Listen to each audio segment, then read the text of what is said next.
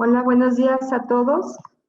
Desde el sistema desde la Universidad Virtual, les damos la cordial bienvenida a esta videoconferencia de gamificación. Nos acompañan para presentar el tema la doctora Rebeca Mateos y el maestro Gerardo Varela. La sesión está dividida como en dos momentos, distribuidos en hora y media más o menos que tenemos preparado, y en un primer momento vamos a atender el tema desde su concepción, sus fundamentos, su fundamento pedagógico, didáctico, y en un segundo momento, a cargo del maestro Gerardo Varela, nos explicaría un poco sobre herramientas y veríamos como la aplicación de la gamificación. Entonces, sin ya más preámbulo, porque ya estamos varios conectados, si gustan, cedemos la palabra a la doctora Rebeca Mateo. Bienvenidos. Muchas gracias, maestra Patti, por la invitación. Voy a compartir pantalla ahora. Gracias.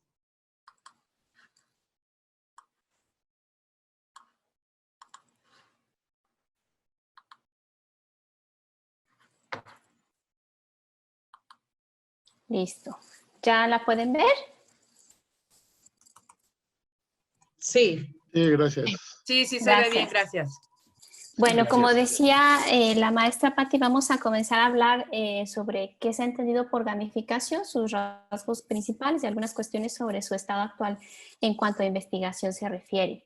Yo soy Rebeca Mateos, profesora investigadora adscrita al Instituto de Gestión del Conocimiento y del Aprendizaje en Ambientes Virtuales, perteneciente al SUB, y es un gusto estar hoy con ustedes.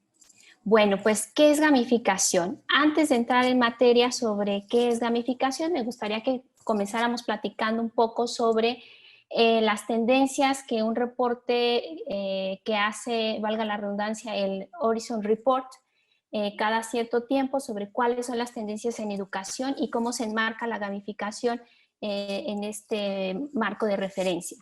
Bueno, algunas tendencias a corto plazo que seguramente se estarán movilizando más con el contexto actual de la pandemia tiene que ver con el repensar cómo vamos a diseñar el aprendizaje híbrido. Y esto se relacionaría con toda esta tendencia que tiene que ver, por ejemplo, con el aula invertida, cómo son esos métodos de enseñanza para facilitar el aprendizaje mediado por tecnología. Entonces vamos a ver un mayor crecimiento seguramente respecto a estas preguntas y estos intereses. Luego tenemos otra tendencia que tiene que ver con rediseñar los espacios de aprendizaje, tanto virtuales como presenciales. Y el énfasis en esta tendencia tiene que ver con aprender colaborativamente, ¿sí? Ya no de manera individual, sino con otros, acompañándonos en el proceso mutuamente. Y esto se asocia, decíamos, con la flexibilización de los entornos físicos y virtuales. Y un ejemplo de esta flexibilización tiene que ver con todo el movimiento Maker Spaces, que combina el desarrollo de competencias tanto tecnológicas como disciplinares en un ambiente como el que vemos en una de las fotografías en la parte inferior de la pantalla. El uso de realidad virtual, de software digital y de impresoras 3D para el desarrollo de estas competencias. Otro tipo de tendencias las vamos a identificar a mediano plazo en un lapso de tiempo de 3 a 5 años o un poco más, aunque ya estamos viendo movilización en este sentido. Y tiene que ver con avances en la cultura de la innovación, en relación a la educación, cómo vamos a desarrollar habilidades de colaboración multidisciplinar, solucionar problemas de manera multidisciplinar, desarrollar prototipos de manera multidisciplinar. Y un mayor enfoque en el aprendizaje profundo, pero en este contexto referido a estrategias para el desarrollo de estas habilidades que ya mencionábamos, como el aprendizaje basado en proyectos, un mayor énfasis en eso, y un mayor énfasis en el aprendizaje basado en problemas. Y bueno, dentro de todo este contexto surge una preocupación creciente que tiene que ver con cuáles van a ser esos indicadores para medir si lo que estamos haciendo y las estrategias que estamos aplicando tienen una calidad aceptable. Y esto se relaciona con nuevas estrategias de evaluación, todo lo que tiene que ver con emergencia de analíticas de aprendizaje apoyadas por sistemas inteligentes.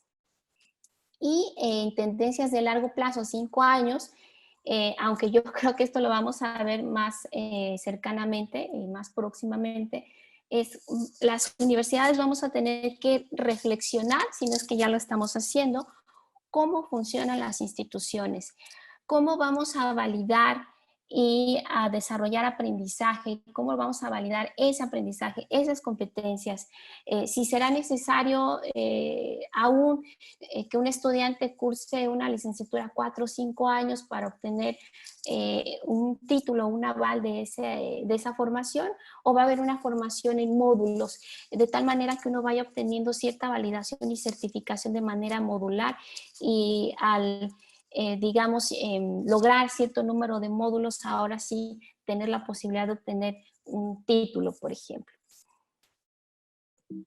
Y bueno, dentro de estas tendencias, en el Horizon Report también nos enmarca algunas innovaciones tecnológicas. Y aquí, para ir enmarcando lo de gamificación, me gustaría retomar un poquito de historia sobre lo que se ha reportado en un lapso de tiempo.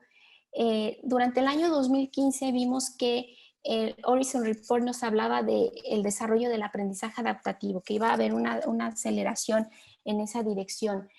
Mientras que en 2016 nos hablaba de un desarrollo exponencial del uso de realidad aumentada y mixta para el aprendizaje en ambientes educativos.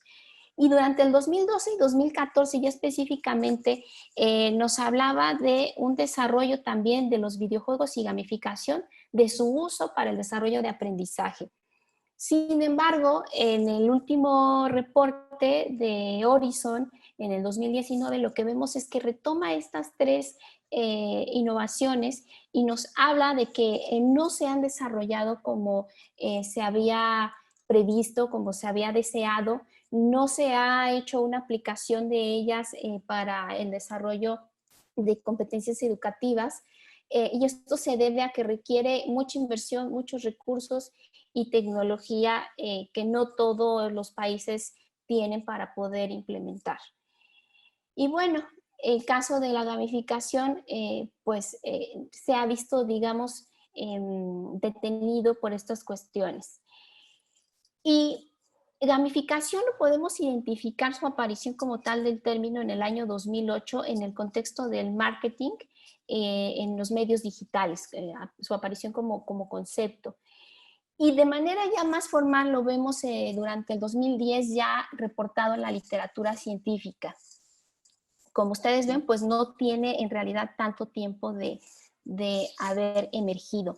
Ya en el año 2014, Morford y Witts hacían un primer análisis sobre cuál era el interés por el concepto de gamificación en Google, ¿sí? ¿Cuánta gente buscaba, con qué frecuencia buscaba este concepto en Google?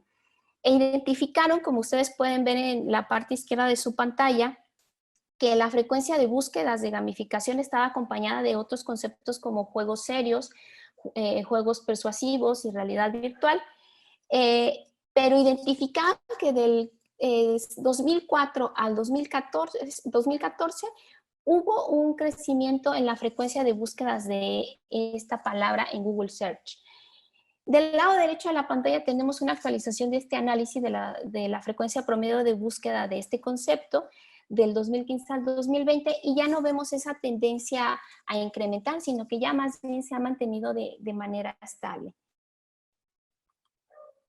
Y bueno, como decíamos, de la mano del concepto de gamificación hay otros involucrados o asociados a este. Por lo general, frecuentemente vemos acompañando este concepto juegos serios, videojuegos, realidad virtual y aprendizaje basado en juegos.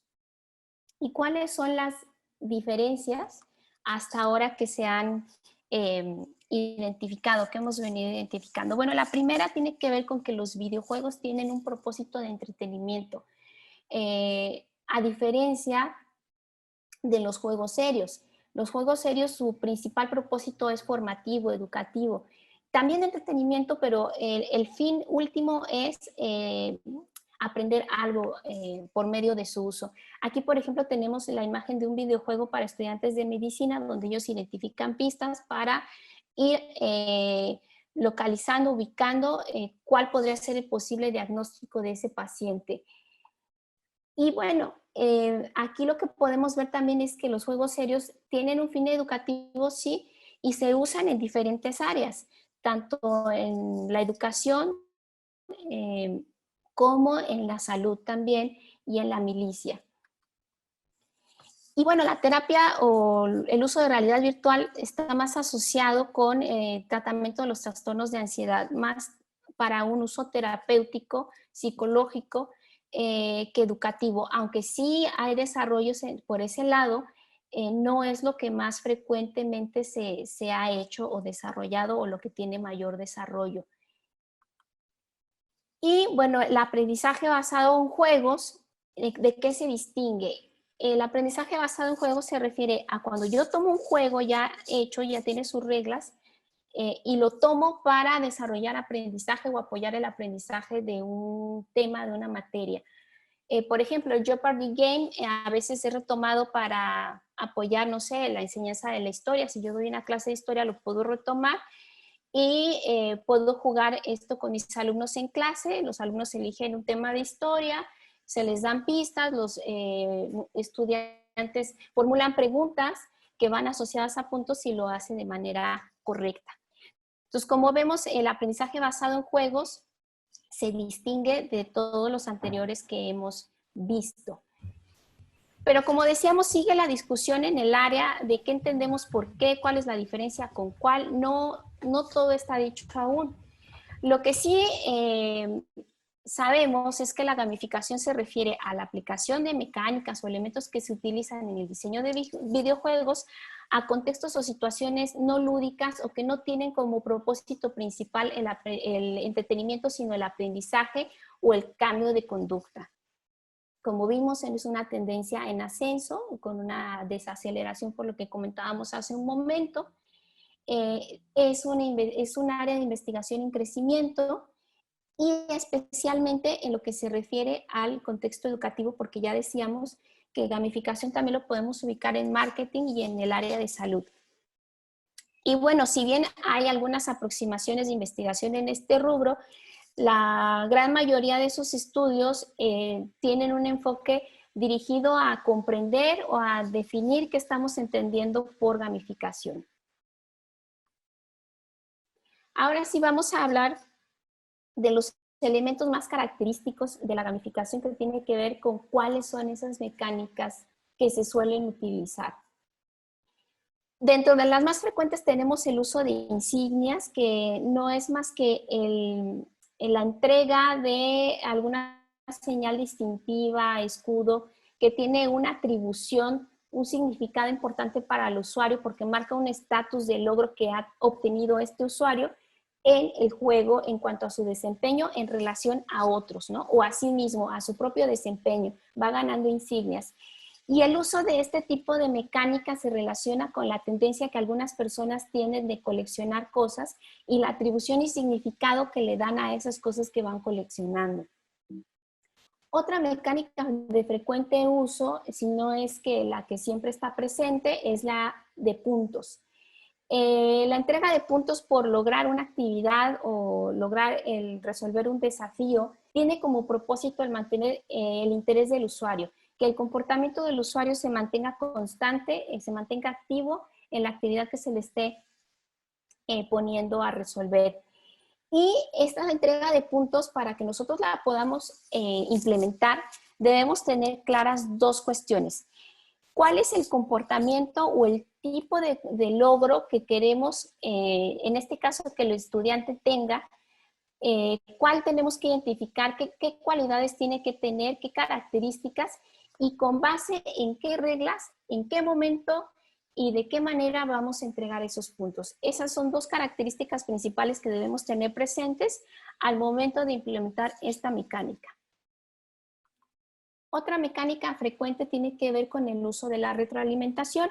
Aquí cabe señalar que en la literatura hay todavía alguna discusión y confusión o uso intercambiable entre retroalimentación y puntos, como si fueran la misma cosa. Sin embargo, la retroalimentación en realidad hace referencia a la información que se le provee al usuario sobre su desempeño, ¿sí? Esta información es muy importante porque el usuario puede identificar que existe una relación entre lo que está haciendo y la consecuencia que va acompañada después de ese comportamiento. Y el tener información al respecto sobre esta relación, comportamiento y la consecuencia que le sigue es muy importante porque es lo que incrementa la probabilidad de que el usuario repita esa acción. Ustedes seguramente habrán visto algunos videojuegos donde aparecen algunos globos de texto en los cuales se le informa al jugador acerca de cómo se está desempeñando, ¿sí? No sé, por ejemplo, en algunos juegos uno puede obtener información como bien has realizado un tiro adecuado para en tal momento, ¿no? Entonces, esta información es altamente importante para que, en este caso, nuestros estudiantes vayan, digamos, ajustando su actividad, su comportamiento, de tal manera que se vayan acercando más y más al logro que nosotros les hemos pedido. Otra mecánica importante y frecuente es el uso de niveles. Esto tiene que ver con cómo se organiza el juego. Por lo general, el criterio importante aquí para organizar tiene que ver con el grado de complejidad conductual que se exige en el establecimiento de esos niveles. Y normalmente se hace por medio de retos. Por ejemplo, seguramente algunos de ustedes son usuarios de esta aplicación de Duolingo para el aprendizaje de idiomas, y uno puede identificar, por ejemplo, ahí que hay niveles que son básicos, un nivel básico, un nivel intermedio, un nivel avanzado en el juego. Y solo siempre y cuando uno logre primero todos los logros y desafíos del nivel básico, puede avanzar en el juego. Entonces, esto está de la mano, si lo pensamos, con la forma en que se hacen los diseños instruccionales, donde normalmente establecemos al principio criterios de logro o de aprendizaje básicos, digamos de menor complejidad, y lo que esperamos es que conforme nuestro estudiante va logrando estos objetivos de aprendizaje, va incrementando la complejidad de esto. Entonces, esto casa muy bien con la parte del diseño instruccional. También tenemos otra mecánica frecuente que es el ranking, y cuyo uso tiene que ver con mantener la motivación del usuario en el juego. Y se le ha dado una importancia relevante porque se habla de la generación de competitividad entre los usuarios. Si yo tengo la posibilidad de ver en la tabla de posiciones en qué posición me ubico e identifico que hay gente adelante de mí, entonces eso me va a motivar a seguir trabajando y a seguir desarrollando actividades para subir mi nivel en esta tabla de competencia. Entonces se habla de que esto lo que favorece es una motivación debido a una comparativa con el desempeño de otros. Y otra mecánica que se suele usar y acompañar de las anteriores es la narrativa. La narrativa no es otra cosa más que crear una historia, personajes alrededor de la actividad que estoy gamificando. Por ejemplo, hace unos días revisaba con una alumna de la maestría en educación media superior que tenemos en el SUB, un estudio de gamificación en aula, donde el profesor era profesor de primaria, crea una historia donde el personaje principal es el mago Calculín. Y entonces de esta manera establece retos para enseñanza de las matemáticas, me parece que eran niños de primaria baja, y los niños se van interesando por la historia que va narrando el mago Calculín y se van motivando para desarrollar los desafíos que les va presentando el profesor. ¿Por qué se dice que funciona el uso de esta narrativa? Bueno, mantiene a los usuarios interesados, como en el ejemplo que les platicaba, porque hay una identificación con los personajes o porque hay una identificación en general con la historia, la narrativa, o simplemente nos mantiene entretenidos. Hay algunos videojuegos incluso que ya tienen toda una historia de desarrollo como de capítulos, como de series. Lo van llevando uno de la mano con una narrativa desde el comienzo hasta el final del juego. Ahora bien, centrándonos en la gamificación en ambientes educativos ya propiamente, nosotros identificamos que hay 3 objetivos de la gamificación en el contexto educativo. El primero de ellos tiene que ver con incrementar la motivación de los estudiantes por medio de la integración de elementos de gamificación. Es decir, cómo hacemos, como respuesta a la pregunta de cómo hacer que los estudiantes se motiven más a desarrollar las actividades en aula o en ambiente virtual, cualquiera que sea el ambiente de aprendizaje. Crear experiencias de aprendizaje productivas que promuevan un cambio de conducta deseable. ¿Cómo transformamos nuestro ambiente de aprendizaje en un ambiente donde el estudiante esté activo continuamente y donde al mismo tiempo podamos ir moldeando ciertos comportamientos, ciertos aprendizajes esperados? Y aplicar mecánicas de gamificación en el proceso de enseñanza-aprendizaje. Esos serían los 3 objetivos que se persiguen respecto a la gamificación en un contexto educativo. Y como les mencionaba hace rato, pues si en general en el ámbito de la gamificación la investigación es incipiente aún, en lo que se refiere al ámbito de la educación todavía un poco más incipiente. Por ejemplo, en una actualización del 2017 sobre cómo estaba el estado actual, se identificaba que solo había 44 artículos que reportaban hallazgos en cuanto a gamificación en educación superior, 7 en educación básica y 2 en educación media superior. Y recordemos que la mayoría de las cosas que se reportan están asociadas a discutir todavía sobre qué estamos entendiendo por gamificación, más que en cuestiones empíricas propiamente. Y bueno, en este desarrollo de la investigación en el ámbito educativo, lo que se encuentra también como un hallazgo curioso es que la gamificación es mayormente aplicada o al menos reportada por profesores que tienen a su cargo asignaturas asociadas con la informática. Son ellos los que más se han preocupado por indagar e investigar acerca de los efectos de la gamificación y sus usos, más que los profesores de disciplinas de las humanidades. Y en cuanto a la distribución de estos intereses que se encuentran en la literatura sobre gamificación en educación, vemos que hay una igual proporción de interés en cuanto a los efectos de la gamificación en aula, como a sus efectos en la gamificación en cursos en línea, y en mucho menor proporción un interés por la gamificación de cursos presenciales apoyados por plataformas.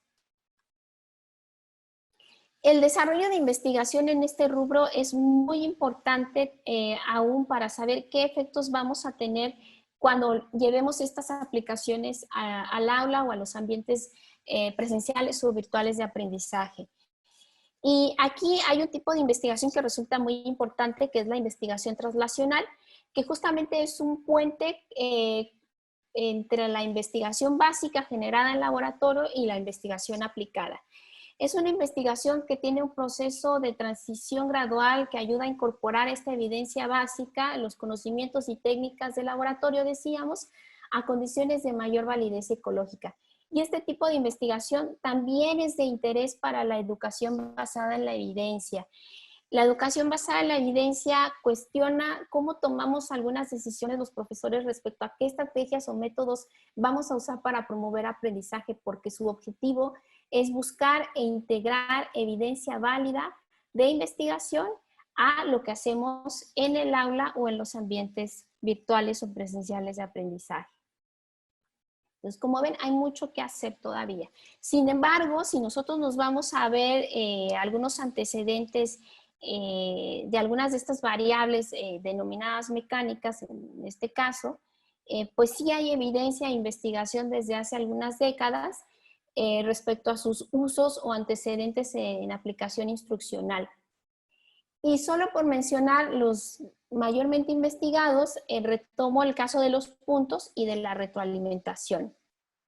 En el caso específico de los puntos, esto se asocia a la literatura con los programas de reforzamiento que se enmarcan en el área de la psicología comportamental, donde desde hace mucho tiempo se ha investigado sobre cuáles son las condiciones ambientales que favorecen o interfieren con el establecimiento o eliminación de un comportamiento no deseado, no adaptativo.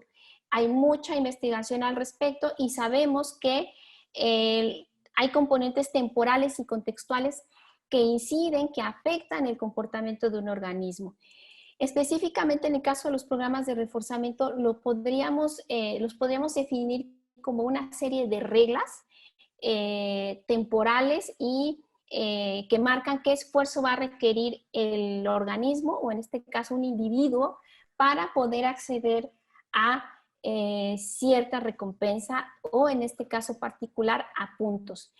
Y esta parte es muy importante porque también ya hay evidencia de que hay formas en las cuales se pueden configurar el contexto físico y temporal, que también puede tener un efecto adverso y negativo sobre el comportamiento. Por otro lado, tenemos el caso de la retroalimentación, que ya desde la instrucción programada en los 50 con Skinner y su creación de máquinas de enseñanza, ya hay evidencia desde entonces de su efecto en el ámbito educativo. En ese momento, Skinner propone las máquinas de enseñanza como un apoyo para el profesor en el aula. Estas máquinas de enseñanza eran unos dispositivos donde los niños podían ir resolviendo ejercicios a la manera, eran parecidos como la máquina de escribir. Con un rodillo uno podía ir leyendo cada situación o pregunta, como la que se muestra ahora en su pantalla. Había una información que estaba incompleta y entonces el niño en una de las ventanas de la parte inferior de este dispositivo escribía la respuesta o la información que creía faltaba. Posteriormente, con el rodillo podía identificar en la otra ventana si su respuesta se correspondía o no. Y lo que vimos desde entonces es que la información inmediata acerca de cómo lo estoy haciendo, si estoy identificando la información correcta en este caso, era muy importante para lograr aprendizajes en el aula. Y esta era un apoyo para el profesor. El profesor se dedicaba ahora a lo que hablan en el aula invertida, ahora sí asesorar a los niños en clase. Y cada quien iba avanzando a su ritmo. A partir de ahí hay una serie de evidencia que tanto en el ámbito de la psicología clínica como en el contexto educativo, que nos deja ver la importancia de cómo debemos dar esta información. Ahora bien, ¿y cuáles son las explicaciones acerca de por qué parece ser que la gamificación funciona? Bueno, el estado actual de las cosas nos dice que la mayoría de los autores coincidimos en que hay una carencia teórica aún, o al menos un consenso entre los investigadores, porque sí hay algunas propuestas que tratan de explicar por qué. Y como vimos, una de ellas está basada en la psicología del comportamiento y toda la evidencia que tiene detrás. Otra propuesta tiene que ver con la teoría de la autodeterminación, que habla de que existen factores extrínsecos e intrínsecos de motivación. Los extrínsecos tendrían que ver con todas aquellas cuestiones como las mecánicas de las cuales hablamos, que son externas al sujeto y que favorecen el interés o la motivación por seguir haciendo una actividad, pero que no, pierde importancia si no tomamos en cuenta las motivaciones propias del individuo, es decir, las intrínsecas, que tendrían que ver con aquello, por ejemplo, que motiva a que cuando yo veo mi tabla de posiciones respecto a otros usuarios, yo quiera seguir participando, ¿sí? Entonces, hablan de estas dos cuestiones como o dos aspectos que van de la mano. Y bueno, otros investigadores que han sugerido que la gamificación puede ser elevada a estatus teórico como una teoría, al igual que una teoría del aprendizaje. Pero bueno, todavía esto está en franca discusión y es sumamente cuestionable aún. Y bueno, en cuanto a hallazgos sobre las mecánicas de retroalimentación en lo que se refiere a cursos en línea, yo he desarrollado algunas investigaciones tratando de aproximar cuáles son sus efectos cuando se evalúa de manera aislada la retroalimentación en ambientes virtuales. Dado que algunas de las investigaciones o trabajos que vemos en la literatura hay la evaluación de múltiples mecánicas al mismo tiempo. Entonces, aquí la intención de esta línea de investigación ha sido identificar sus efectos de manera aislada primero. En todos estos estudios que les voy a contar de manera muy rápida, han participado estudiantes de posgrado y licenciatura que tienen cursos totalmente en línea, soportados por plataforma Moodle. En un primer momento nos preguntamos acerca de los efectos del contenido, es decir, cómo se da esa información a los estudiantes sobre su desempeño en estos ambientes virtuales. Para ello lo que hicimos fue tener 3 grupos, un grupo con retroalimentación específica, otro con retroalimentación que podríamos denominar genérica, y un grupo más donde no tenían experiencia con este tipo de retroalimentación. Aplicamos una evaluación para ver cuáles eran sus conocimientos sobre la materia en cuestión. Posteriormente, solo 2 grupos de estos 3, como les decía, tuvieron acceso a estas tareas con retroalimentación y posteriormente hicieron su curso de manera normal en línea para cerrar con una evaluación o un post-test acerca de, nuevamente, de lo visto en el curso. Este es un ejemplo del tipo de situaciones que se les presentaba a los estudiantes. Se les describían distintas situaciones y en este caso en particular, ellos lo que debían hacer era identificar en esa situación descrita qué elementos se estaban mencionando. Entonces el estudiante seleccionaba cuáles se estaban mencionando e inmediatamente después, todo esto lo hicimos en Moodle, se presentaba la retroalimentación de su desempeño, si era correcto o incorrecto, ¿por qué? Lo que observamos es que los estudiantes que tuvieron las tareas con retroalimentación con contenido más detallado, más específico, mostraron un alto porcentaje de respuestas correctas en relación a los otros participantes con retroalimentación menos específica, genérica, y obviamente respecto a los que no tuvieron. Aquí lo que vemos, el curso tenía 3 unidades, pero solo en 2 unidades de 3 se hizo esto. En barras rojas ustedes están viendo los resultados de los 3 grupos en el pretest o en la primera evaluación, y en barras azules los resultados durante el posttest. Es el porcentaje de respuestas correctas. En la fila superior lo que identificamos son los resultados para el grupo con retroalimentación específica, y lo que vemos en términos generales es que en las barras azules tenemos un mejor desempeño en las 2 unidades respecto al grupo en la fila de medio, que fue el grupo con retroalimentación genérica o menos específica. Y bueno, por último, en la fila inferior, pues son los estudiantes que no tuvieron contacto con este tipo de retroalimentación. Y vemos pues un pobre desempeño. De hecho, reprobaron la prueba. En una segunda observación, lo que se hizo en esta línea de investigación fue evaluar los efectos de esta retroalimentación específica, que ya vimos que es efectiva, pero ahora en tareas que eran previas a la evaluación, digamos al examen final en plataforma. Para ello tuvimos 2 grupos, uno donde los estudiantes sí tenían contacto con esta retroalimentación, y un segundo grupo control donde los estudiantes no tenían contacto. Entonces, ambos grupos cursaron la materia normalmente en línea. Posteriormente se les presentaron estas tareas con retroalimentación al grupo experimental, y después ambos grupos se fueron a una evaluación final, o digamos al examen de la materia.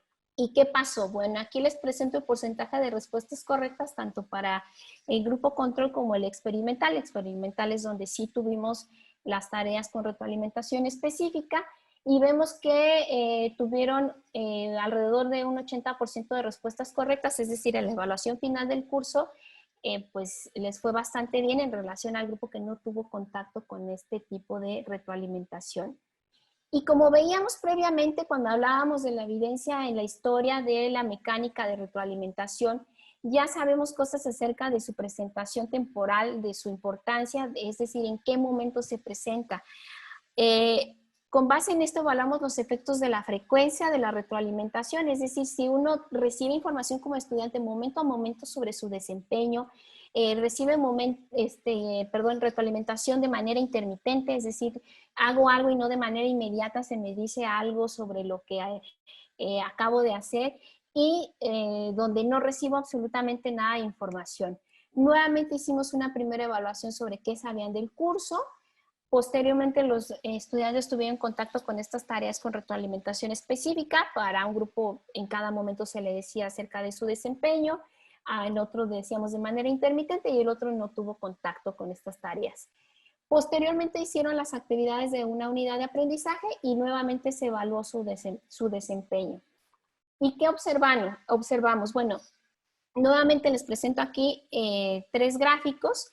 En todos ellos se presentan los resultados de porcentajes de respuestas correctas en esta evaluación durante la preevaluación y la postevaluación. En la primera gráfica vemos los resultados del grupo que tuvo retroalimentación sobre su ejecución momento a momento y vemos que tuvo un porcentaje alrededor de por encima del 80% de respuestas correctas. En relación a los otros 2 grupos, el del medio que recibía información de manera intermitente y el otro que no recibía retroalimentación, en realidad entre estos 2 últimos no hay muchas diferencias. Entonces, es algo importante también la temporalidad y el momento en que damos la retroalimentación. ¿Qué decimos en la retroalimentación? Porque también ya existen algunas investigaciones que hablan de cómo esto afecta cuando después queremos que ese aprendizaje logrado en el aula, digamos, se transfiera a un contexto real, digamos. Ahora el estudiante tiene que llevar ese conocimiento y aplicarlo, transferirlo. Y estas cuestiones han sido muy, muy importantes. Incluso hay estudios que dicen que también la retroalimentación momento a momento, no necesariamente dependiendo de lo que se quiera aprender, puede ser la ideal. Y bueno, en cuanto a las curiosidades sobre, ¿y qué pasa cuando usamos cursos gamificados ya con más mecánicas adentro, digamos, del curso, versus cuando usamos un curso no gamificado en línea? ¿Hay diferencias? Al respecto, antes de meternos a esta comparativa, hay que considerar que cuando hablamos de gamificación, esto ha sido más mencionado en gamificación de cursos en línea, hay 2 tipos de gamificación, la gamificación estructural y la gamificación de contenido. Básicamente la gamificación estructural es cuando yo ya tengo mi materia, por ejemplo, siempre he dado historia 1, y ya tengo mi materia diseñada con mis actividades que siempre desarrollo de manera presencial, pero ahora quiero aplicar algunas mecánicas de gamificación. Bueno, esa sería una gamificación estructural.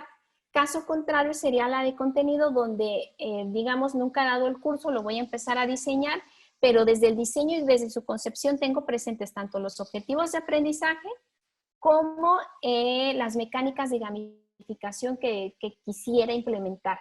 Entonces, hay esos 2 tipos.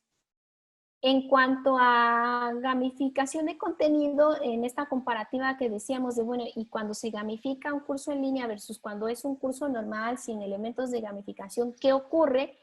Bueno, pues hay investigadores como Katsigiannakis y Karagianidis se preocuparon por resolver esta pregunta y exploraron los efectos justamente al respecto. En un curso soportado por Moodle, sobre creación de recursos multimedia, ellos formaron 2 grupos de estudiantes, un grupo que llevaba su curso normal en línea, sin elementos de gamificación, y otro grupo con un curso gamificado.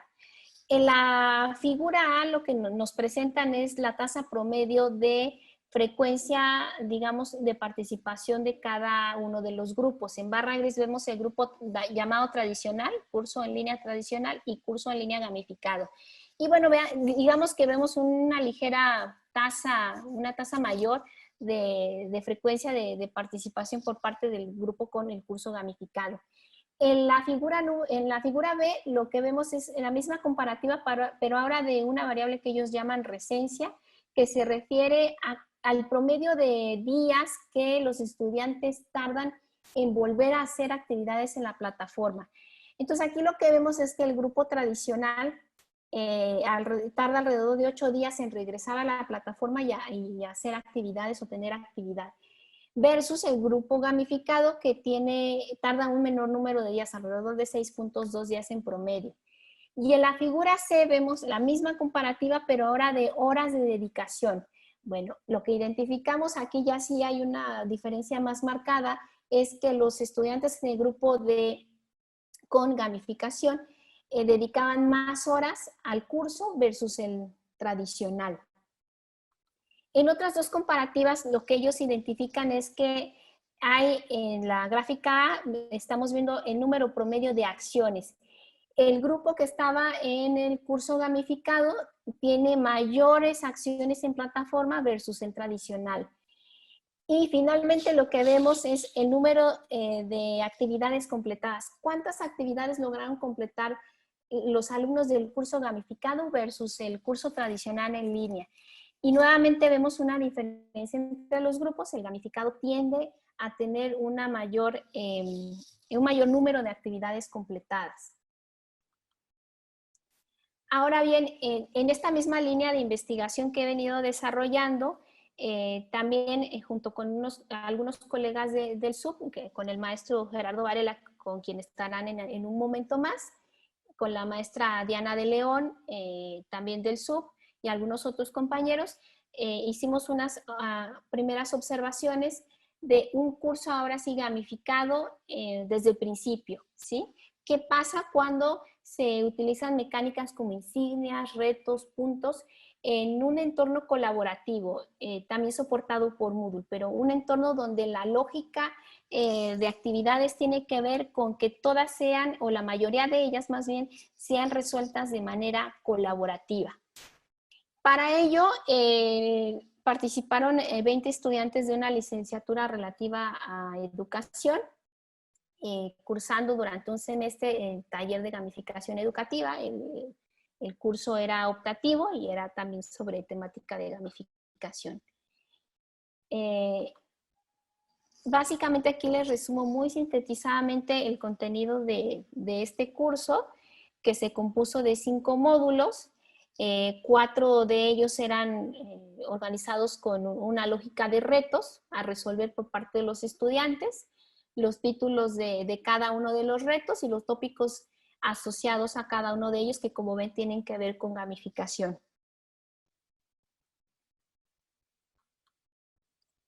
Entonces, una de las primeras cosas que nosotros queríamos identificar era si existía una relación entre lo que llamaban los autores que acabamos de revisar resencia, es decir, entre la actividad o frecuencia de participación y el desempeño obtenido por los estudiantes.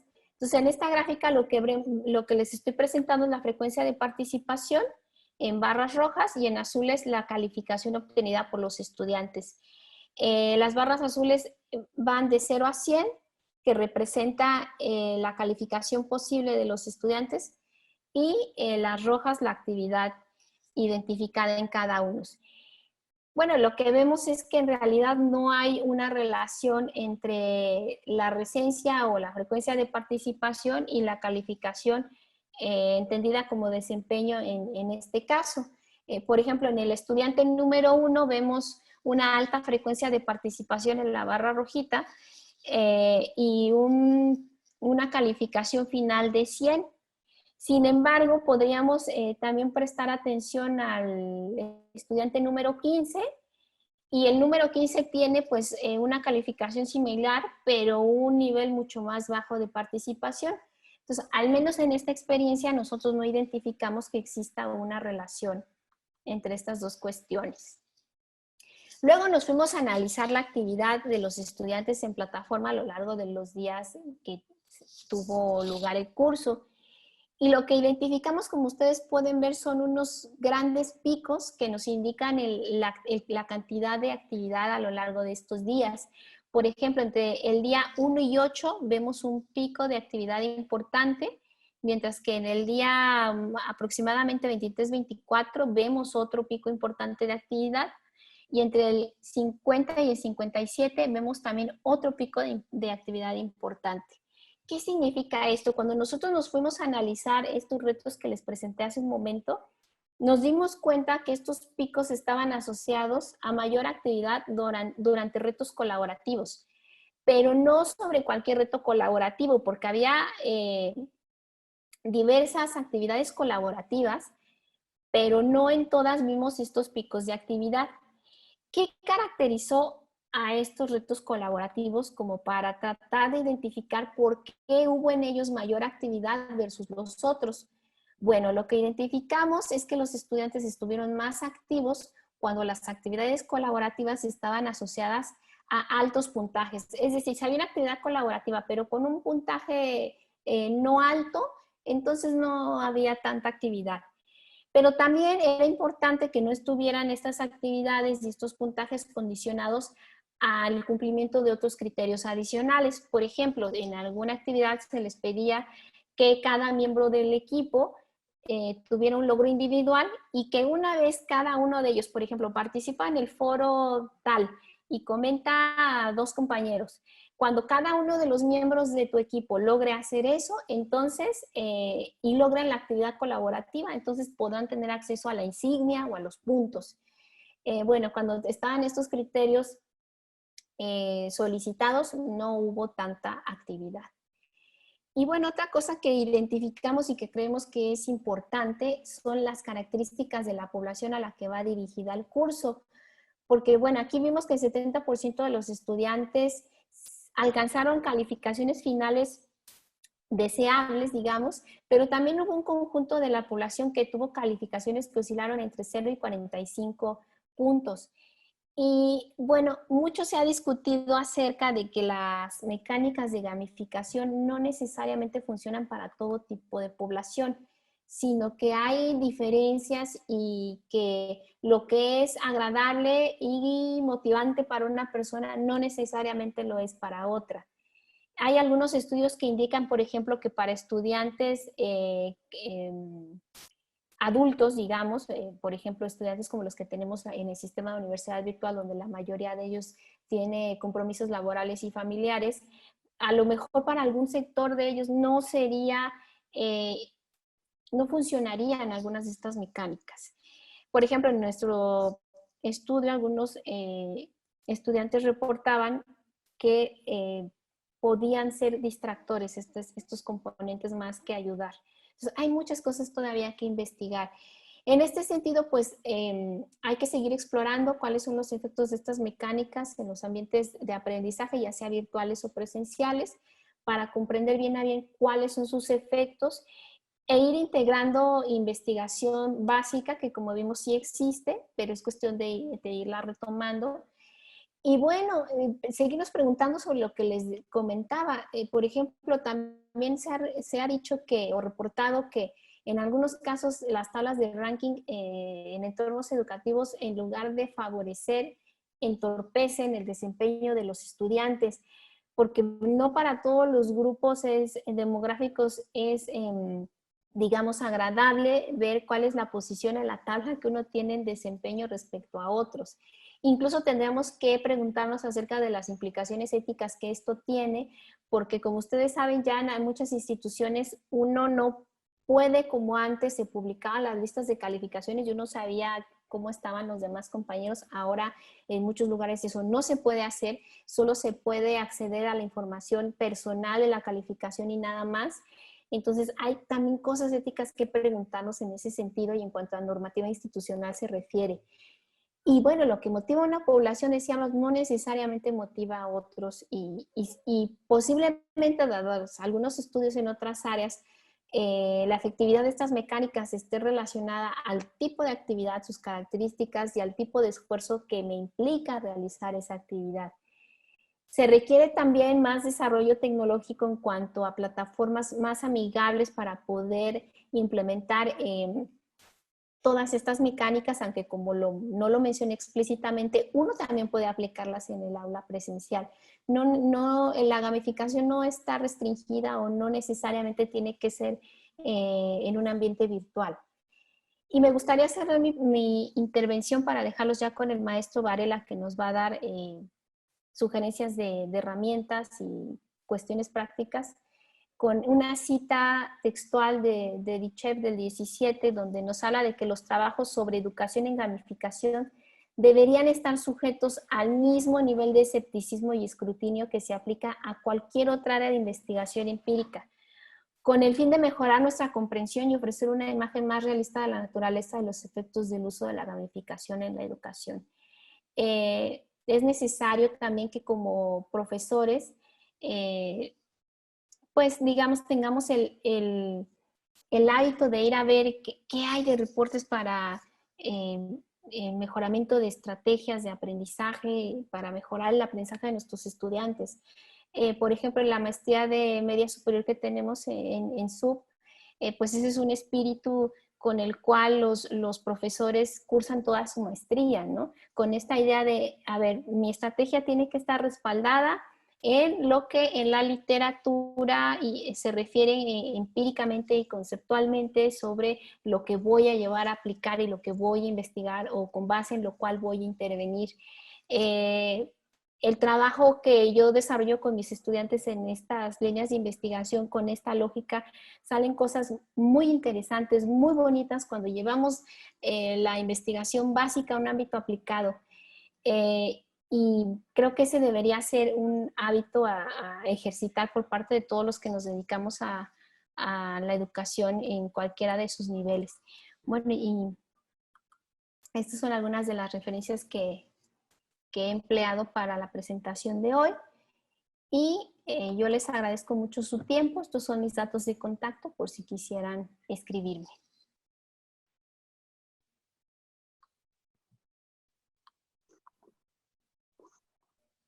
Muchas gracias, doctora Rebeca. Mucho que pensar, ¿eh? Mucho que reflexionar, sí. Que investigar y que leer. Se ve como que es un juego, pero creo que sí hace honor al nombre de que es serio el asunto. Sí. Entonces, muchísimas gracias, en verdad, muy, muy enriquecedor y mucho aporte lo que nos compartiste esta mañana.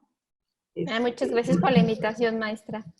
No, la verdad, creo que aquí a todos los presentes nos dejó con un buen sabor de boca. Muchas gracias por compartirnos los hallazgos de la investigación. Nos arrojó luz también sobre la importancia del acompañamiento, de la retroalimentación, de la mediación educativa, y creo que es un tema muy importante, sobre todo ahorita que la mayoría de la comunidad del sistema educativo a nivel nacional está incursionando en las modalidades virtuales, y que hace la diferencia, ¿verdad?, entre dejar al estudiante sin el feedback y ofrecérselo. Sí. Muchísimas gracias, creo que fue un plus bueno, todo muy bien, pero adicional eso me llamó mucho la atención. Bueno, y pues le damos las gracias a la doctora Rebeca Mateo, esperamos volver a coincidir con ella en otro evento, y le damos la bienvenida al maestro Gerardo Varela, pues para que él en su experiencia de aplicación práctica de esto que nos compartió la doctora Rebeca, nos dé algunas recomendaciones, sugerencias o nos muestre algunos ejemplos más lúdicos. Bienvenido, maestro Gerardo. Adelante. Buen día. Una preguntita antes de que empiece el doctor Gerardo. ¿Puedo? Adelante. ¿Va a haber un ciclo de preguntas al final o cómo va a ser la dinámica? Bueno, tenemos el tiempo a las 12:30, ya estamos muy limitados, pero si gustan, al final abrimos un espacio de unos 15 minutos para atender algunas inquietudes, con mucho gusto. Muchas gracias. Gracias a usted.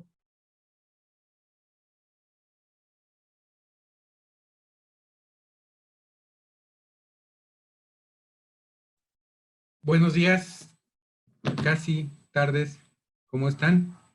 Pues yo como decía la maestra Patti, voy a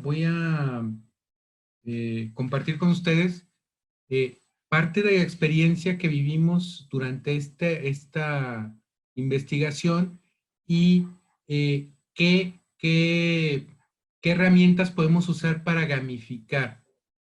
Obviamente me voy a enfocar en cursos en línea, ¿ok? Y voy a dar unas cuantas recomendaciones acerca de componentes para su diseño, ¿ok? Entonces voy a proceder a compartir mi pantalla, ¿sí?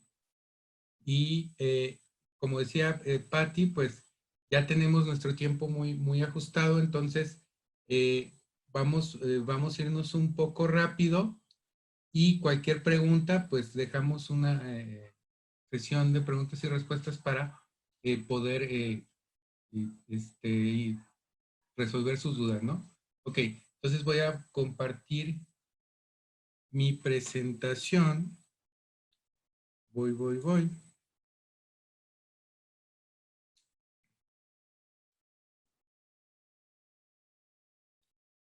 Ahí está. Bien. ¿Ya se ve mi pantalla todavía? ¿Ya se ve o no? No, no se ve, Gerardo. Todavía no. ¿No? Ok. Ahí va. Presentación.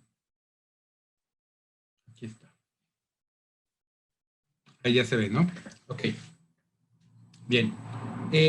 Quisiera iniciar precisamente con componentes de cómo diseñar una experiencia gamificadora, ¿sí? Este es un esquema que se presentó hay un evento que se llama Model Mood, en donde se comparten diversas experiencias que tienen las universidades en cuanto a esta plataforma educativa, ¿no? Y específicamente este esquema nos comparte qué hay de componentes para nosotros gamificar, ¿no? Entonces, primeramente, tenemos que definir el objetivo, ¿sí?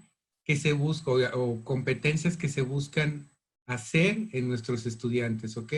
O realizar en nuestros estudiantes, o que obtengan. Entonces, de ahí partimos. Todo, como bien saben, aquí en educación todos partimos de qué competencia queremos generar, ¿sí?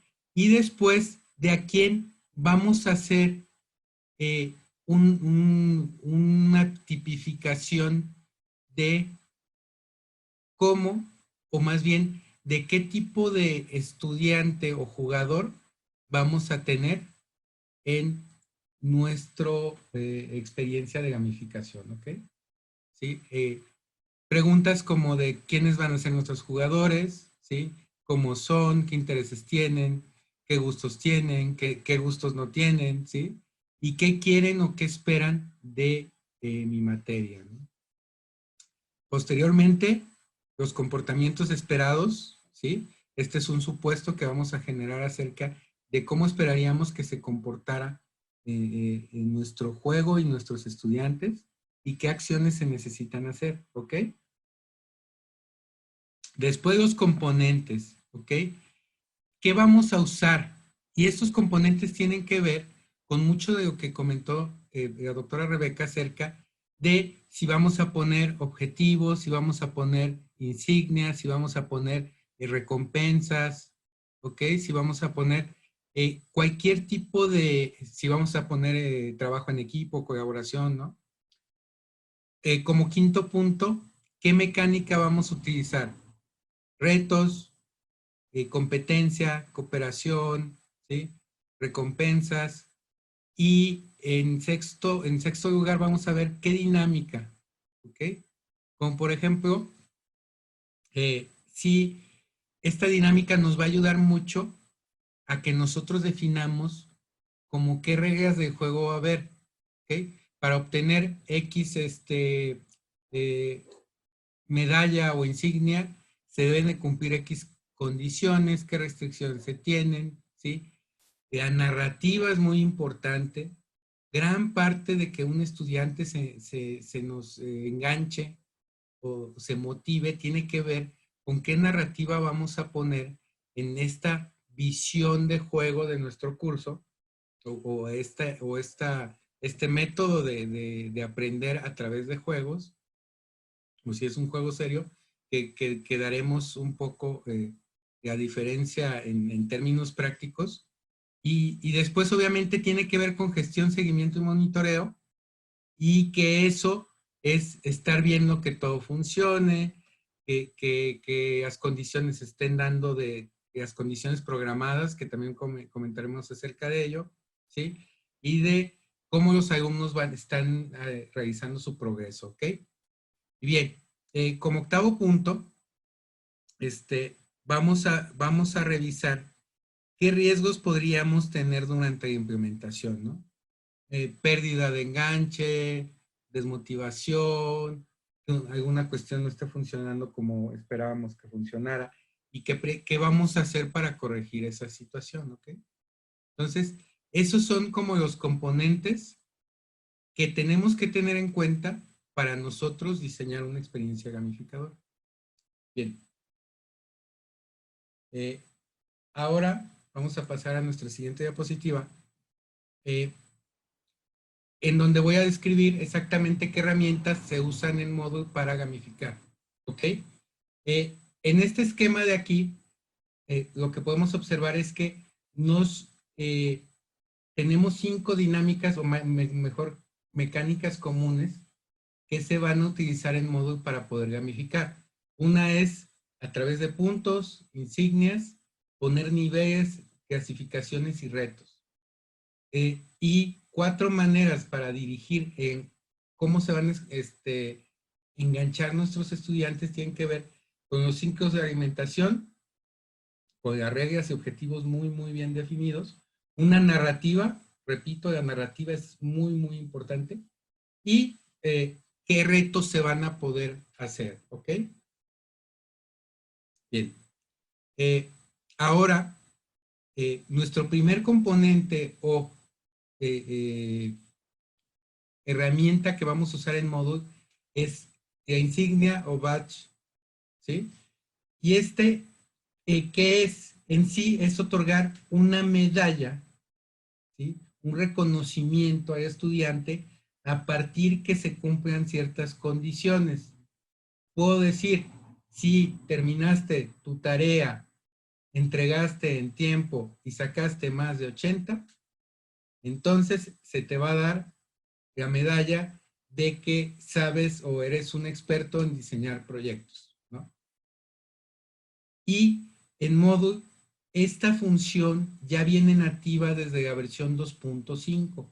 Antes se tenía que añadir, pero ahora ya viene con el software desde que lo pones, ¿ok? Entonces, en esta cuestión es muy importante, lo primero que nuestro curso hay una opción que se llama de seguimiento, ¿sí? Que activemos la opción de seguimiento y esto nos va a dar que todas las actividades se deban de configurar ciertas condiciones para que se den por terminadas, ¿sí? Muchas veces y por default te pone que el seguimiento sea manual, es decir, que el estudiante tache una casillita para decir que esa actividad fue terminada. ¿Ok? Bien.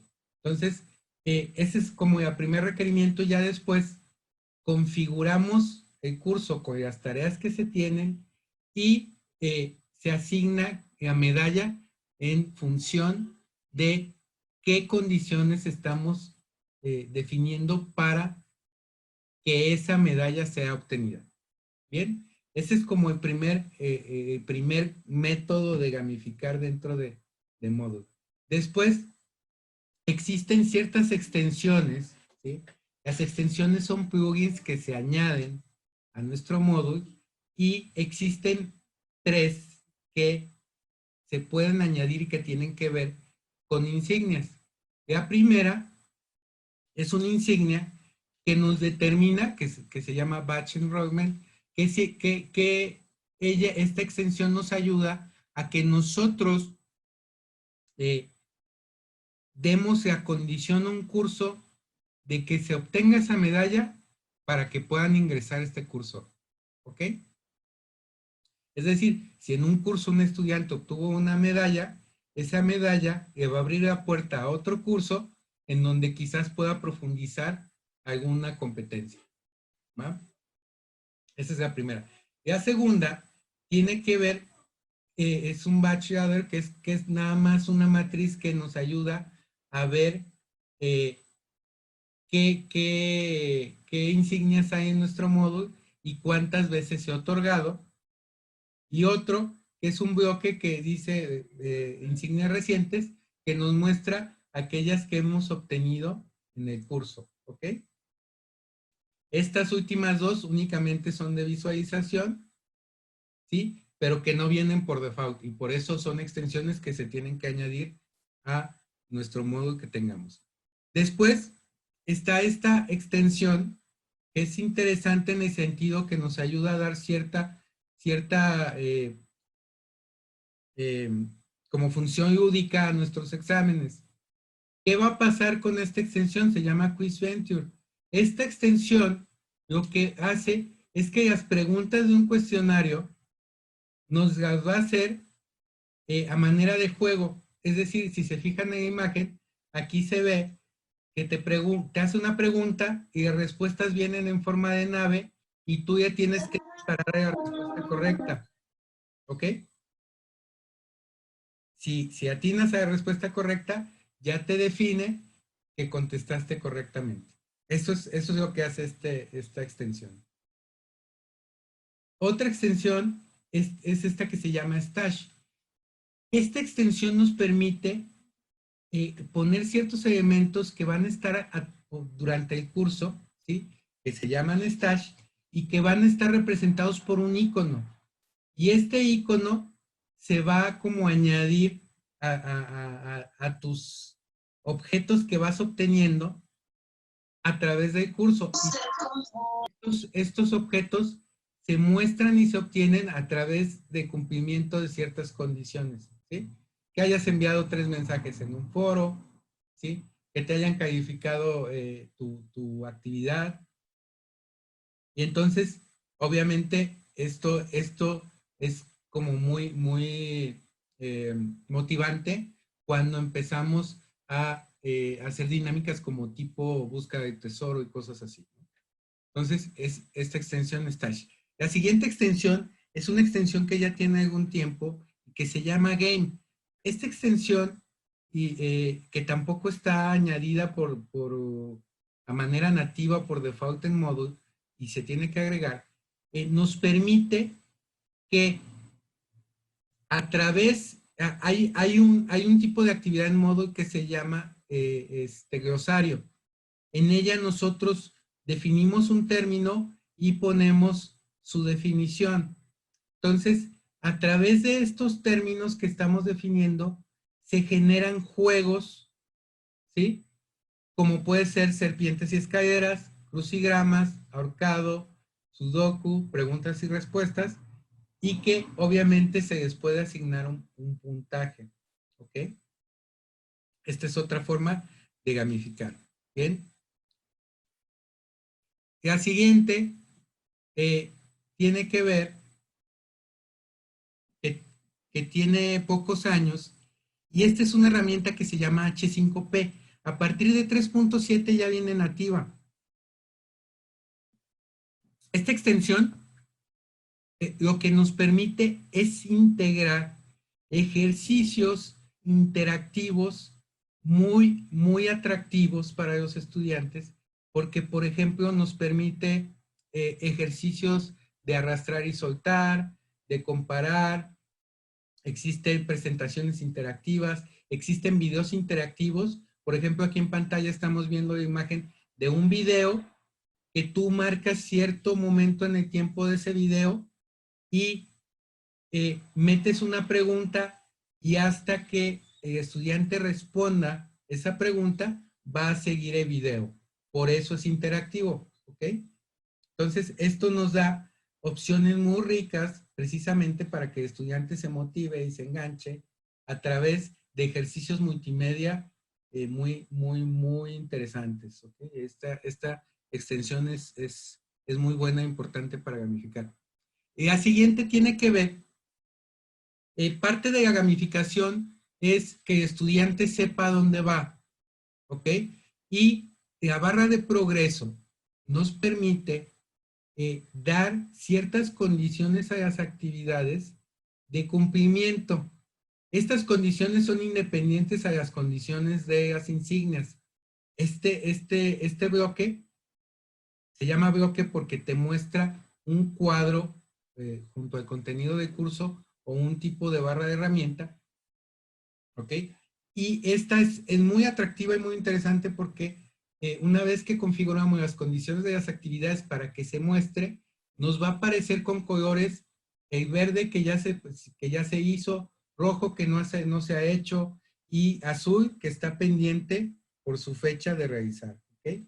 Así también nos da, si se fijan en la parte derecha de su pantalla, podemos ver a los estudiantes y cuál es su progreso de las actividades que ya han terminado. ¿Ok? Entonces, para ver nuestro curso de manera de juego, muy importante que el estudiante vea muy bien en dónde va y por eso esta herramienta es muy importante. Esta otra herramienta, que como comentaba la doctora Rebeca, pudiéramos nosotros a veces dudar acerca de añadir esta herramienta, es este bloque que se llama ranking. ¿Cómo funciona? Tú defines en tu curso qué puntaje vas a dar a la interactividad de ciertas cosas, ¿sí? Por ejemplo, si haces una tarea, voy a dar 4 puntos. Si ves un recurso, voy a dar 1 punto. Si haces un foro, voy a dar 2 puntos. Si haces un cuestionario, voy a dar 5 puntos. Entonces, a partir de todas las actividades que hagan los estudiantes, se va a generar una tabla de ranking para ver quién es el estudiante que está más enganchado en el curso y que ha participado de una manera más cuantitativamente productiva, ¿no? Y obviamente, como habíamos dicho, esto genera una competencia. Aquí hay mucha controversia en el sentido de que pudiera haber gente que se motive diciendo, yo no quiero estar en 9º lugar, como pudiera haber gente que no le guste estarse comparando con otras personas, ¿no?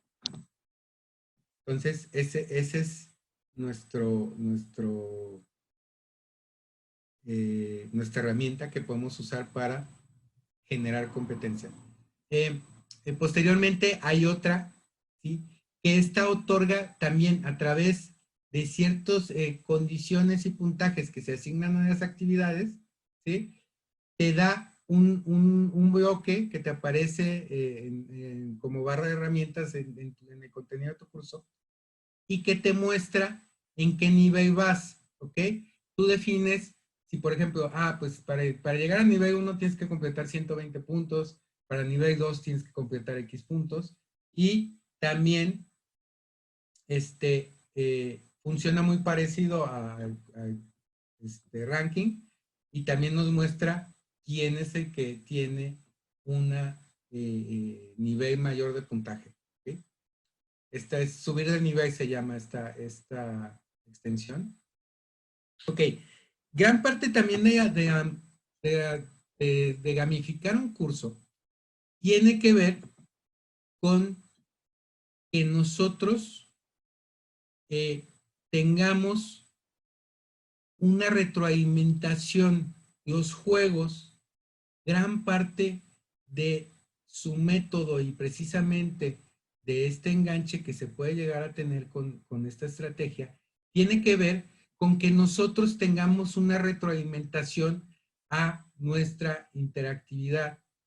Y la mayoría de actividades, en HX5P muchas actividades te piden una retroalimentación. Los cuestionarios los podemos hacer de una forma muy interactiva para que haya retroalimentación, tanto positiva como negativa.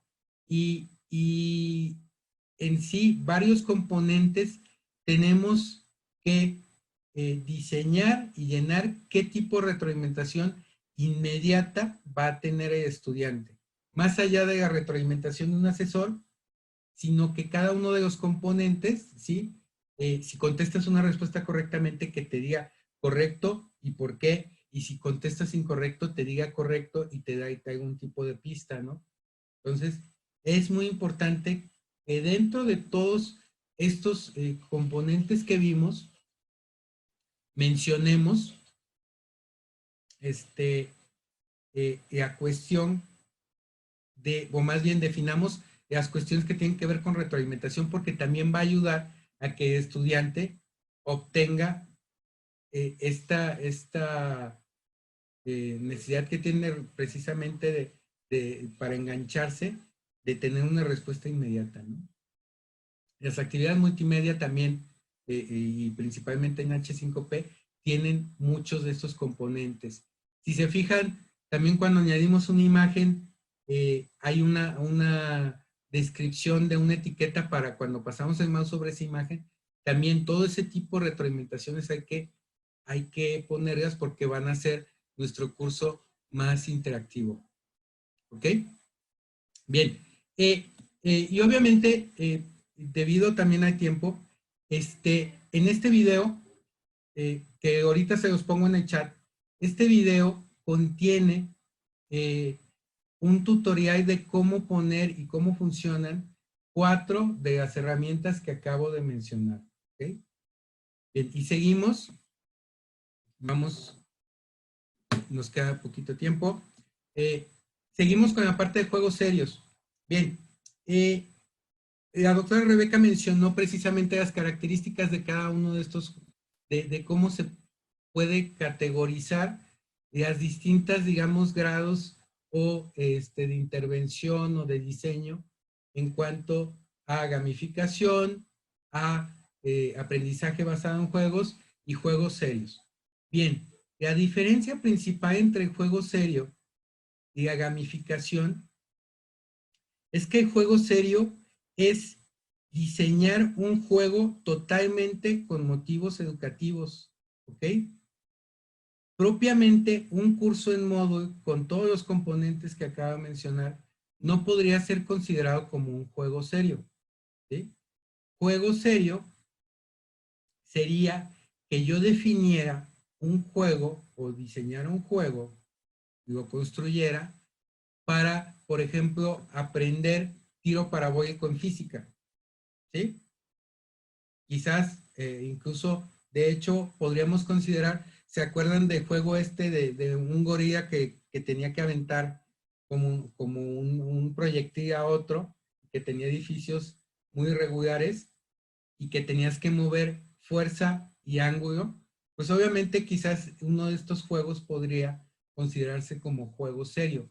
El juego serio tiene un objetivo de aprendizaje muy manifiesto, pero está diseñado específicamente y de forma entera para cierto objetivo educativo. ¿Ok? Para ello, también menciono los componentes para la definición de un juego. Tenemos que clasificarlo, tenemos también que definir cómo va a estar el juego, ¿sí? En cuestión del jugador, ¿sí? Qué participación va a tener, individual o colectiva, y qué tipo de usuario o jugador queremos. Y la historia también, la narrativa, y acá en juegos serios se hace muchísimo más importante porque de la narrativa depende mucho, como habíamos comentado, el grado de enganche que se puede tener a un juego. ¿Ok? Después, look and feel, que es un término para definir como el diseño artístico del juego, ¿no? Colores, tipo de música, aspectos gráficos, y interfaz de usuario, ¿sí? Aquí ya empezamos a ver tareas específicamente de expertos en realizar videojuegos, ¿sí? Los objetivos del juego, reglas, qué características van a tener, como por ejemplo el personaje, y que también se define desde la narrativa, los diseños de los niveles, ¿sí? Generalmente los niveles son nuestros escenarios y se dan ciertos eventos que se realizan en este escenario, ¿ok? Los requerimientos técnicos, ¿no? O sea, de qué tipo de plataforma, qué herramientas se van a usar. Y ya, bueno, el marketing y el presupuesto son aspectos un poco más de la parte comercial que quizás a nosotros como educadores no, pero les digo, lo podemos y no lo podemos tener. Hay juegos educativos que se venden en las plataformas de Switch, Xbox, etc. Esa es una cosa importante. Un juego serio, una característica es que lo podemos monetizar también. Bien. Vamos ok, aquí menciono lo que tiene que ver con los roles que intervienen en el diseño de un juego serio. Generalmente son dos grandes aspectos. Uno que tiene que ver con la experiencia del juego y que son escritores, los diseñadores de juego, artistas, animadores, programadores, ingenieros de audio, los testers que prueban los prototipos, y obviamente el pedagogo. Y si se fijan en este esquema, nos dice que obviamente los objetivos pedagógicos va a ser el pedagogo que los defina, el dominio de la simulación, también el pedagogo, y las interacciones con la simulación va a ser por el equipo de expertos de juego, principalmente por el diseñador de juego y los programadores. Los problemas y la progresión va a ser algo que se hace en conjunto. La decoración o la ambientación tiene que ver con estas personas que, de arte, que van a empezar a dibujar a los personajes, a hacer el tipo de aspecto físico o los aspectos físicos de los escenarios. Las condiciones de uso van a ser definidas por un pedagogo, y es más o menos cómo intervienen los distintos tipos de roles que vamos a poder tener. Aquí es muy importante comentar que el diseño de un juego serio no es, es una cuestión que se lleva algún tiempo, es un trabajo muy arduo, y necesitas un montón de colaboración con distintos perfiles para poder lograr un objetivo como esto, y a su vez, pues obviamente el presupuesto de algo así es grande, ¿no? En cuestión de presupuesto y en cuestión de tiempo. Los proyectos de este tipo de cuestiones sí se llegan a tomar varios años o un año, los más sencillos 6 meses y cosas así. Bien, y aquí vamos a mencionar las herramientas de autor para diseñar juegos serios, ¿ok? El primero, y es el más sencillo de todos, se llama Scratch. Scratch es un programa diseñado por el MIT dentro de un programa precisamente para enseñar a niños y adolescentes a que pierdan miedo a la programación, y es una programación basada en arrastrar bloques, ¿sí? Es drag and drop.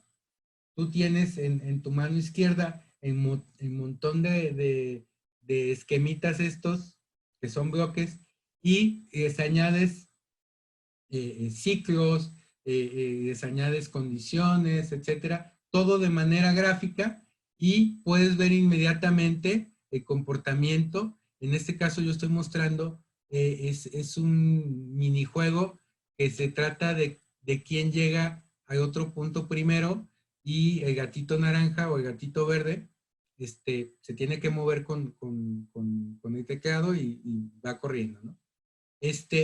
Obviamente, esta herramienta es muy lúdica, se puede aprender de una forma muy sencilla, y lo más padre de todo, es gratis.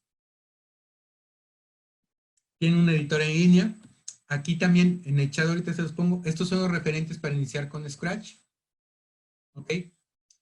Los juegos, únicamente se pueden diseñar juegos de 2D, ¿sí?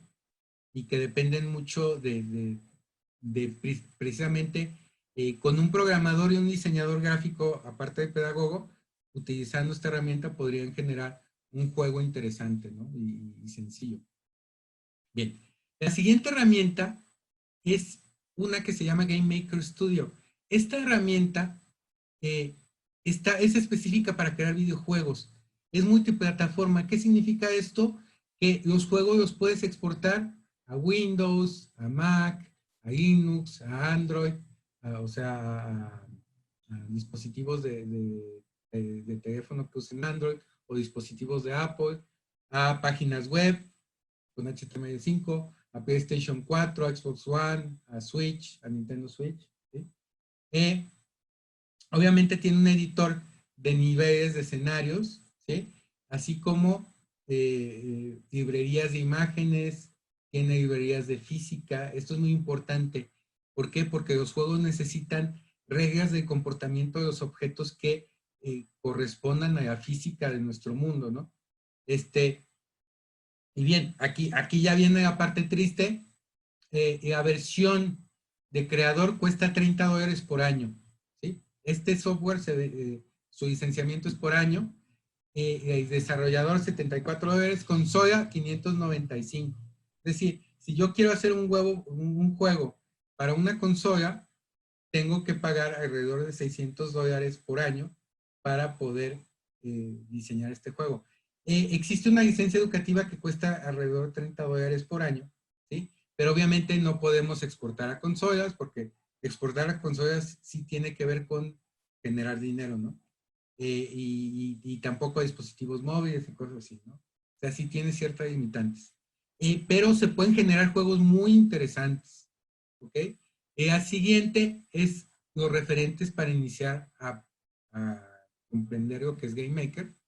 También se los pongo ahorita en el chat. Y por último, y para terminar, y específicamente me voy a pasar unos 5 minutos, quiero mencionar Unity.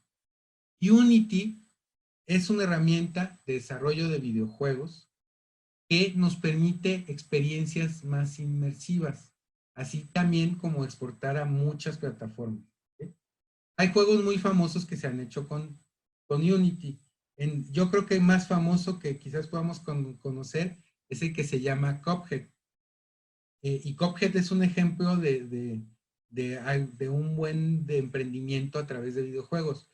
Cuphead es un juego ambientado en los años 30 de unos personajes y que este juego, los que inventaron este juego empeñaron su casa, bueno, no empeñaron, hipotecaron su casa para precisamente sacar este proyecto y les fue muy bien por generar este juego porque tuvo mucho éxito. Y bueno, Unity tiene un montón de herramientas y que tienen que ver con el motor de cómo se dibujan las imágenes. También tiene aspectos físicos de 2D y 3D, ¿sí? Cuestiones para editar audio, para subir audio, y las animaciones son muy buenas, ¿sí? Y lo importante es que se pueden hacer juegos colaborativos muy interesantes, y también nos provee aspectos de inteligencia artificial para darle comportamiento a los personajes y el soporte de realidad virtual, ¿sí? Que eso no lo tenemos con GameMaker. Entonces, se fijan, estas tres herramientas son las más comúnmente usadas y van de lo más sencillo a lo más complejo. Unity también es una herramienta de costo y también hay una licencia educativa que nos permite trabajar en ella, pero no nos permite exportar. ¿Bien? Entonces, es para que se den una idea. ¿Qué pasa con Unity? Que ya se combinan elementos más complejos, como viene siendo que necesitas un modelador 3D para los escenarios, para los personajes, ¿sí? Y sí tiene una curva de aprendizaje interesante, o sea, bastante pronunciada. Scratch es muy sencilla, GameMaker tiene un nivel, digamos, medio, y Unity es lo más profesional que se pueden encontrar. GameMaker también, moviéndole muy bien, puedes generar juegos muy profesionales, pero ahorita la tendencia es que para realizar juegos hay que usar Unity, ¿va? Y también tengo ciertas referentes para iniciar y ahorita se los pongo en el chat.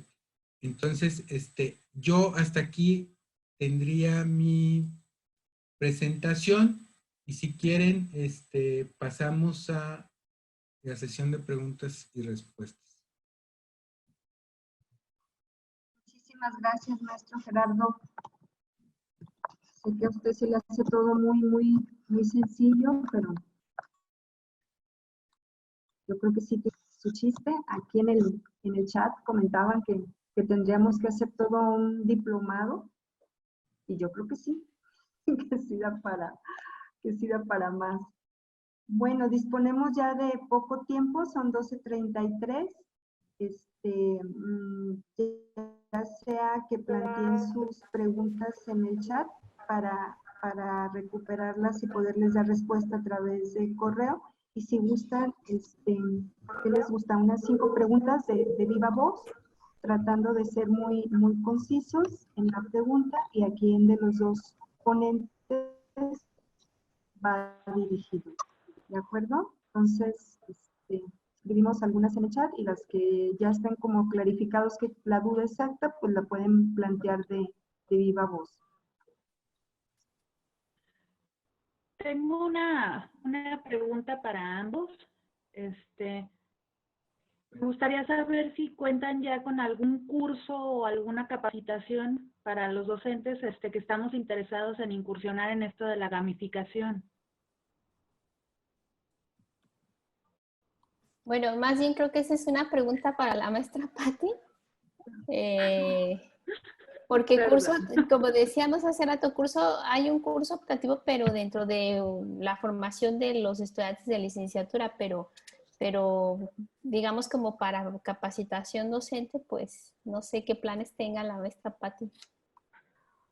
Pues así específicamente como gamificación o juegos serios no tenemos nada. También nosotros al interior del sistema de universidad virtual estamos incursionando en este tipo digamos, de herramientas para adaptarse a nuestros cursos.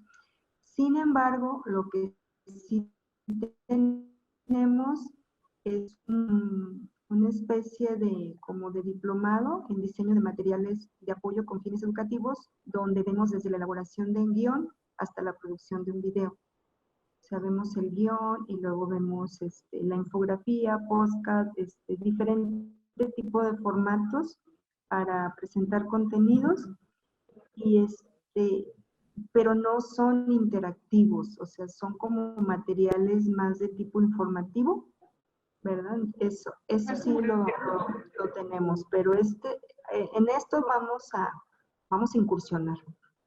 Okay, Pero les avisamos. Sí, algo que sí se ha hecho es que en el marco del encuentro anual de educación a distancia ya van por lo menos, no recuerdo muy bien, pero van más o menos como 3 años consecutivos que hay un taller de gamificación en el encuentro. Entonces eso sí hay, pero ha sido presencial y en el marco del encuentro. Ok. Bueno, pues muy amables, gracias. Buenas tardes, tengo una pregunta. Adelante, maestra, adelante. Mi nombre es Dora Elisa, soy estudiante de doctorado de la Universidad Tecnológica de Pereira, desde Colombia. Saludos para todos. Tengo una preguntita para la doctora Laura Rebeca. ¿Esta exposición está marcada más como a adultos o a población adolescente? En la básica primaria, en nuestro contexto, zona rural, ¿se podría también enfocar? Sí, digamos que es una pregunta muy recurrente por parte de mis estudiantes cuando, sobre todo que son profesores de educación media superior, si la gamificación solamente es algo que tiene fines de aplicación usando alguna tecnología, una plataforma, y no, o sea, la gamificación también puede ser en lo presencial, en el aula común y corriente, sí hay estudios donde se ha hecho con población de educación básica. Ahí la cuestión es identificar, por ejemplo, cuáles son esos motivantes de esa población en particular que podrían ser adecuados para los niños, para su edad y para la población en la que estamos trabajando, pero claro que un profesor por ejemplo, de un área rural podría diseñar o adaptar su estrategia en aula usando algunas de estas mecánicas. Ahí la cuestión es explorar, como decíamos, qué es lo motivante para ese grupo de niños en específico. Muchas gracias. Muy bien, ¿alguna otra, maestros?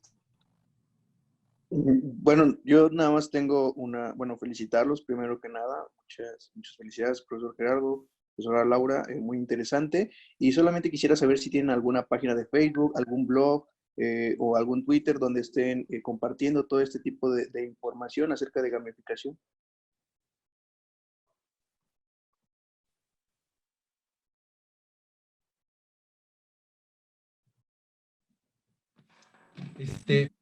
Ay, perdón. No. Sí, bueno, no, hasta el momento no tenemos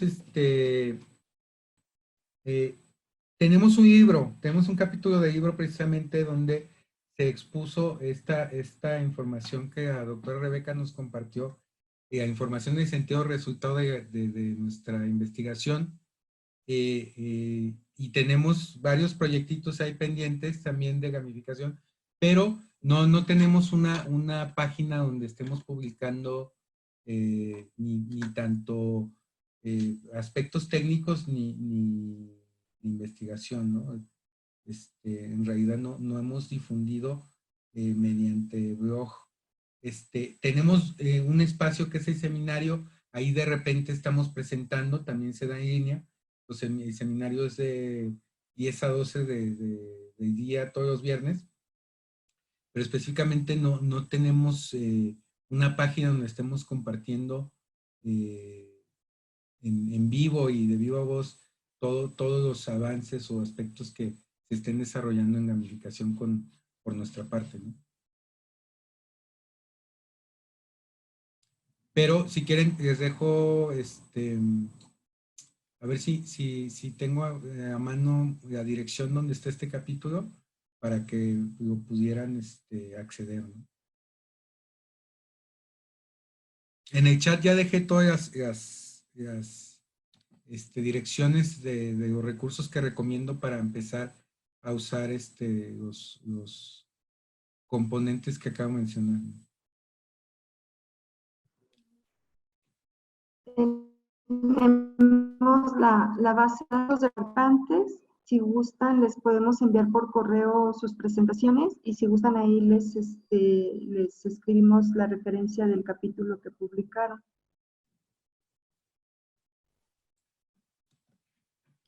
Dice, Yo tengo ahora una en un pregunta. momento pongo el link al capítulo. Gracias, doctor. Perdón, Alejandro iba a participar, Alejandro Peña. Sí, muchas gracias. Pues primero que nada es muy interesante su tema y su dominio del mismo. Y aquí tengo una pregunta que va unada al comentario de la doctora Rebeca que decía que hiciéramos investigación más holística y general.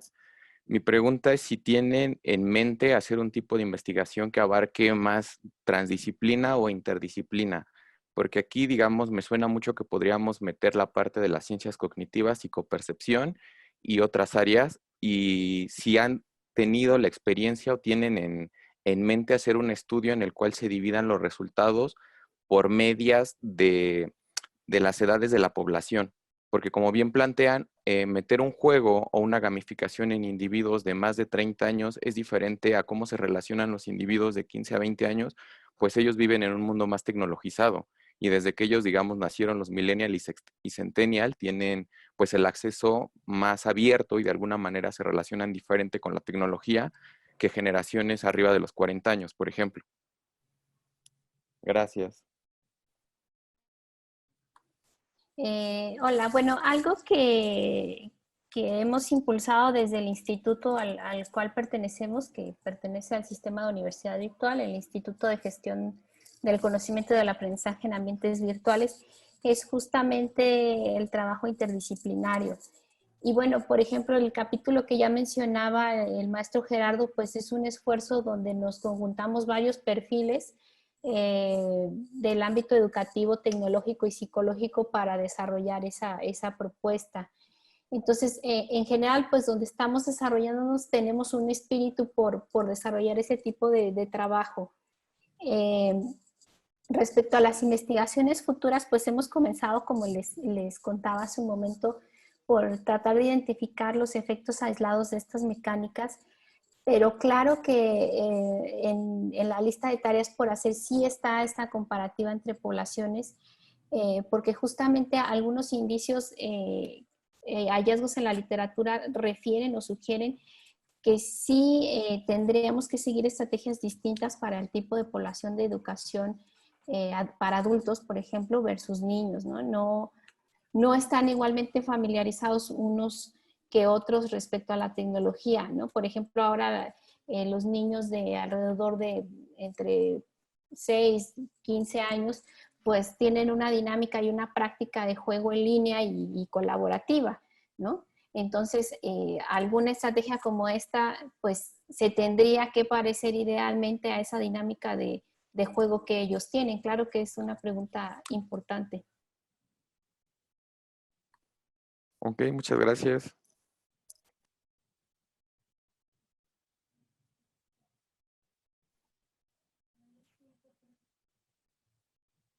Bueno, pues de acuerdo, no veo preguntas en el chat más que han compartido. No sé si hubiera otra pregunta o si ya nos despedimos. Sí, América Durán. Adelante. Muchas gracias, maestra Pati. Yo tengo la duda, en mi prepa vamos a manejar este semestre Classroom, el semestre anterior fue combinado, como ya había Moodle de parte de la prepa, daban la opción de hacer módulo Classroom, pero ¿cómo yo puedo manejar la gamificación desde Classroom? Se me hace que no tienen las mismas herramientas. De hecho, Classroom en realidad es una plataforma útil por el sentido que nos provee acceso directo a las herramientas de Google Drive, de Google Sites y este tipo de Google Meet. Realmente para tener o no contiene herramientas de extensión, es decir, no podemos añadir cosas que puedan extender el ambiente virtual de aprendizaje. Y otra cuestión tiene que ver con que realmente es una mirada muy reduccionista en el sentido de la gran variedad pedagógica que se puede generar en cuanto a diseño instruccional con ejercicios, tareas, foros, bla, bla. De hecho, el foro como tal no existe. No. Entonces, y las tareas, nada más hay como tarea de cuestionario y tarea de entrega de archivo. Sí tiene herramientas, a mí se me hace una opción muy buena en el sentido de masificación y para solucionar el problema que tuvimos ahora con la contingencia, ¿no? Porque esa es una de las principales cuestiones. Con esta contingencia nos encontramos con que ninguna infraestructura tecnológica es suficiente para el escenario que se nos presentó. Ningún servidor va a soportar los 280,000 estudiantes y maestros que tiene la UDG. Entonces, por eso tuvimos que recurrir hacia la nube para poder solucionar aspectos de infraestructura. El módulo, obviamente, ningún módulo te va a aguantar los 2,000 estudiantes de tu prepa al mismo tiempo, ¿sí? Tienes que invertir en una infraestructura muy cara. Pero bueno, yo lo que te recomiendo, si deseas hacer esfuerzos de gamificación dentro de Classroom, es que uses servicios de la web 2.0 que se puedan incrustar. Hay muchos juegos, ¿sí?, que existen, o muchas herramientas que existen, incluso el H5P lo puedes incrustar en Google Classroom, ¿sí? Entonces, es lo que te daría, pero sí te sería muy difícil, o más bien, no se puede, dar insignias, ¿no? A lo mejor tu ranking te lo tendrías que aventar manual y ponerlo en alguna parte por ahí. Entonces, sí, para gamificar Classroom, yo digo que únicamente con ejercicios y juegos que puedas insertar de otros servicios web de fuera. Okay. Gracias.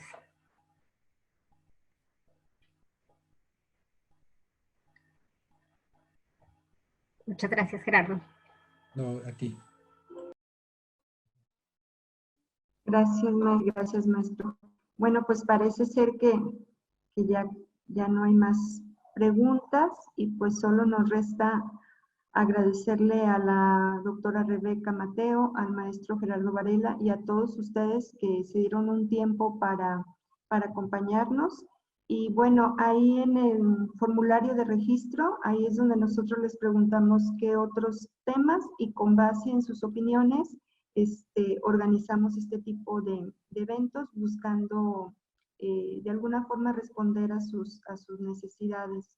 Entonces, no dejen de escribir y de decirnos en qué otros temas están interesados para nosotros poder brindar el acompañamiento que ustedes requieren.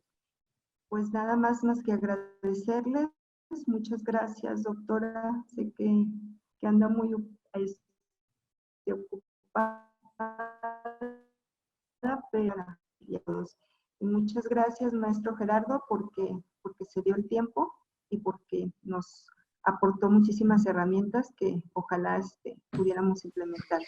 No sé si tuvieran alguna otra duda o comentario para despedirnos. No, pues No, nuevamente muchas gracias. Yo agradezco a todos su atención y también me pongo a sus órdenes. Yo en mi presentación no puse el mensaje, pero les voy a poner aquí en el chat mi correo por si tienen alguna duda, inquietud. Podamos estar en contacto, ¿no? Entonces, gracias a todos y esperemos que haya sido de mucho provecho esta conferencia. Un abrazo. Igualmente, gracias. Gracias. Muchísimas gracias y seguimos en contacto. Hasta luego, que Gracias, tengan buen saludos. día. Hasta Bye. luego. Hasta luego, bye. Gracias a todos. Hasta luego, Bye. bye, bye.